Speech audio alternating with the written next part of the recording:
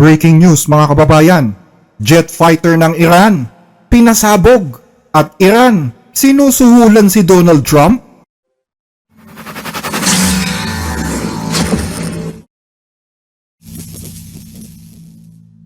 Lumalakas ang bulong-bulungan na lulusubin na ng US ang Iran ngayong paparating na Sabado, February 22, petsa sa Pilipinas. We turn now to the Middle East and the breaking news tonight. A potential military strike on Iran could happen as soon as Saturday, according to top national security officials. Dahil dito, mataas na ngayon ang alert level ng buong sandatahang lakas ng Iran. Nagpadala na rin sila ng liham sa Secretary General ng United Nations na si Antonio Gutierrez at sinabing hindi nila palalampasin ang misadventure na gagawin ng Estados Unidos. Nagbanta sila, nagaganti sila ng matindi sa oras na umatake ang Amerika. Binanggit pa sa liham ng Iran sa UN ang banta ni Pangulong Donald Trump na gagamitin ng US ang base militar sa Diego Garcia at Fairford para harangin ang pag-atake ng Iran. Kung hindi makikipagkasundo ang Iran, posibleng gamitin ng Estados Unidos ang Diego Garcia at ang paliparan sa Fairford para wasakin ang posibleng pag-atake ng isang napakarupok at mapanganib na rehimen. Isang pag-atake na baka gawin din sa United Kingdom at sa iba pang mga kaalyadong bansa. Bukod dito, nagbigay na rin ng 10 araw na deadline si Pangulong Donald Trump para tapusin ang negosasyon. Kapag lumipas umano ang mga araw na ito at walang mangyari, asahan na ang isang matinding trahedya sa gitnang silangan. Sinabi po ninyo na 10 araw. Binigyan niyo ba sila ng deadline para makabuo ng kasunduan? Sa palagay ko sapat na panahon na yon, 10 o 15 araw. Bagaman nagbigay ng 10 araw na palugit sa kanila ang US, naaalarma pa rin ang Iran dahil sa paiba-ibang mood ni Donald Trump.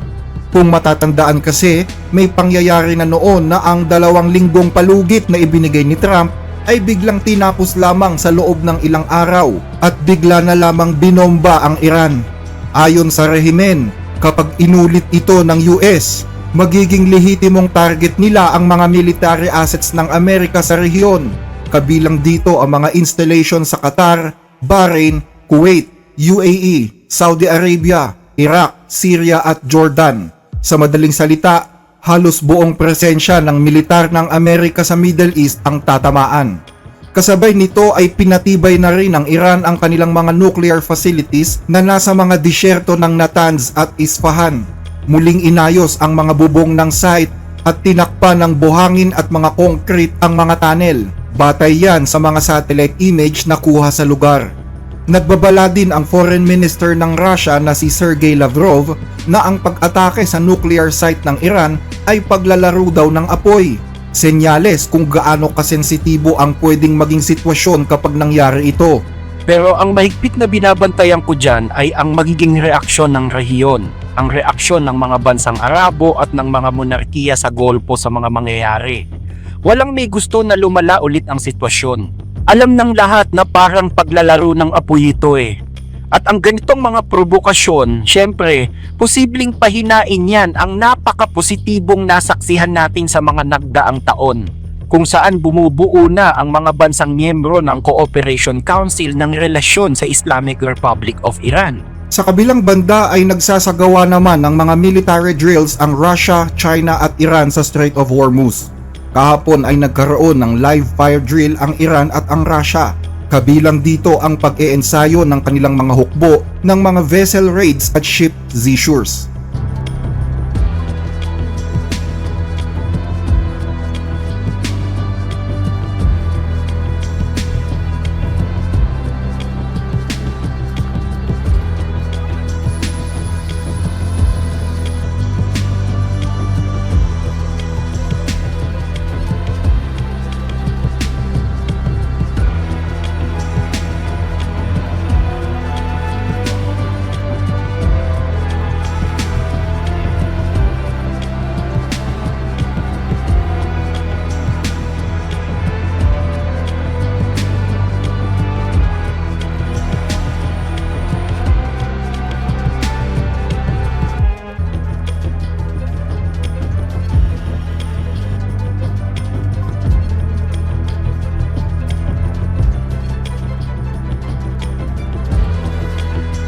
Di kalayuan sa kanila ay dumating na sa Middle East ang mga bagong deployed ng Amerika gaya ng mga F-22 Raptors, long-range bombers at mga strike packages. Malinaw ang mensahe, mabilis na sumasara na ang bintana ng negosasyon. Dahil dito, nananawagan na ang Pangulo ng Poland sa kanilang mga kababayan na lisanin na agad ang Iran dahil totoong magkakaroon ng digmaan. Ayon sa Pangulo ng Poland, Gusto kong gamitin ang pagkakataong ito para bigyang kaalaman ang lahat ng mga mamamayang Polish, lalo na yung mga nasa Iran ngayon o wag naman sana yung mga nagpaplanong pumunta pa doon. At gusto ko ring sabihin ito sa ngalan ng Minister of Foreign Affairs na tinawagan ako ni Prime Minister Sikorski bago siya dumating sa training ground. Nananawagan ako sa lahat ng mga nasa Iran pa na umalis na kayo agad dyan at ganun din yung mga nagpaplanong pumunta dyan nang wala namang dahilan. Ayokong takutin kayo tungkol sa pwedeng mangyari, pero alam naman nating lahat kung ano yung tinutukoy ko. pero sa gitna ng military drills na nagaganap sa Strait of Hormuz, isang hindi inaasahang pangyayari ang biglang gumimbal sa rehimen. Isang Phantom F-4 fighter jets ng Iranian Air Force ang bigla na lang nag-crash sa gitna ng training kagabi.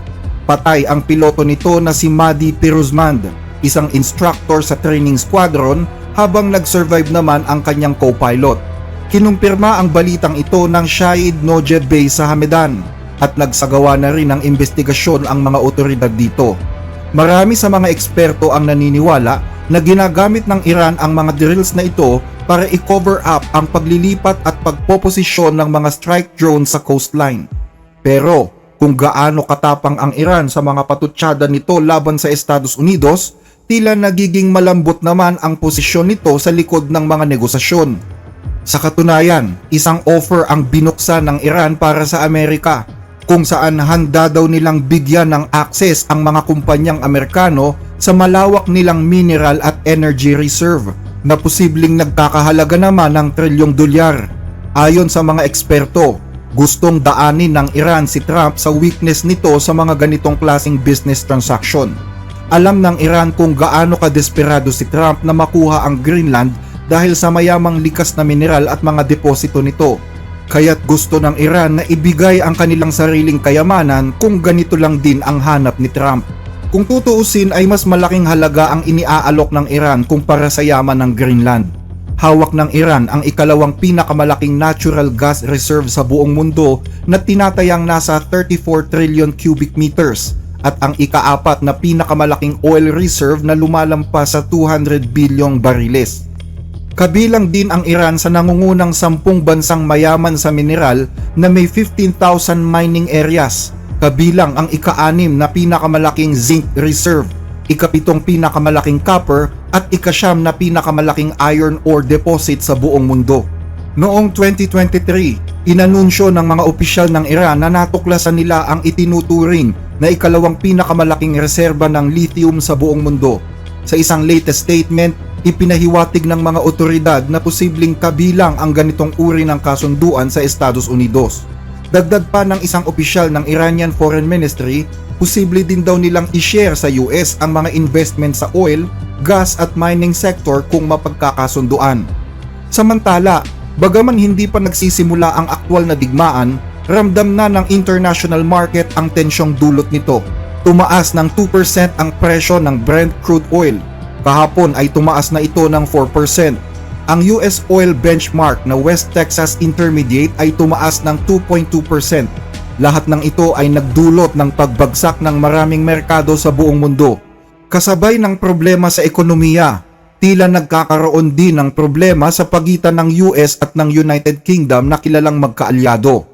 Ayaw kasing pumayag ng UK Prime Minister na si Keir Starmer na ipagamit ang Fairford Air Base na nasa Gloucestershire para sana sa long-range bombing operation na pinaplano ng Amerika laban sa Iran. And the United Kingdom has reportedly refused to allow the US forces to use its Royal Air Force Base to possibly strike Iran. Ayon sa report, nag-aalala daw kasi ang UK sa posibleng violation sa international law kapag pinayagan nila ang US na gamitin ang nasabing base militar. Nakaramdam ng frustration si Pangulong Donald Trump dahil sa pagtanggi ng UK. Dahilan kung bakit pinunan niya ang iba pang issue gaya ng pagsasauli ng base militar na Diego Garcia sa pamamahala ng gobyerno ng Mauritius. Ang Diego Garcia ay bahagi ng Chagos Island at gusto ng UK na ipasailalim na ang pamamahala nito sa gobyerno ng Mauritius. Pero mahigpit na tinututulan ito ni Pangulong Trump. Ayon kay Trump, kakailanganin ng US ang islang ito lalo na kapag inatake na nila ang Iran gaya ng ipinost niya sa kanyang social media account kahapon. Malaking bagay para sa Amerika ang Fairford Air Base at ang Diego Garcia. Mayroon ang Diego Garcia ng mahahabang runway, refueling infrastructure at isang strategic location sa pagitan ng Europa at Asia. Ang RAF Fairford naman ay may kakayahang mag-host ng mga US B-1, B-2 at B-52 bombers sa Europa, mga eroplanong idinisenyo para sa mas malalim na strike mission. Pero ayon sa report, ayaw daw ipagamit ni Starmer ang nasabing pasilidad.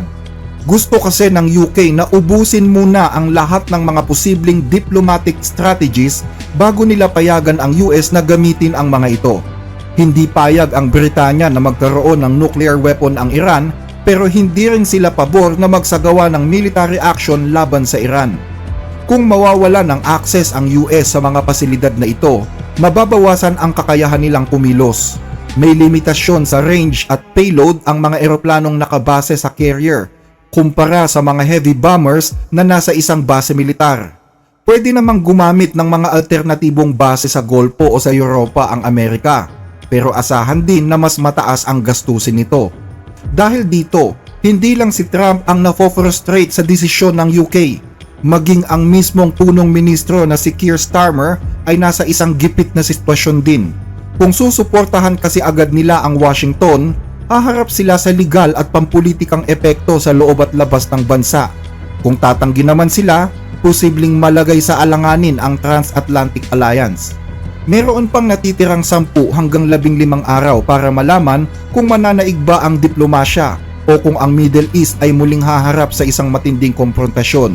Yan ay kung tatapusin pa ni Trump ang deadline na ibinigay niya. Baka pwedeng humiling sa inyo ng like sa ating mga video, lalo na po kung nagugustuhan ninyo ang ating mga talakayan. Malaking tulong po ito hindi lang sa ating channel kundi maging sa mga kababayan nating sinusuportahan nito. Maraming salamat po mga ka-blessed.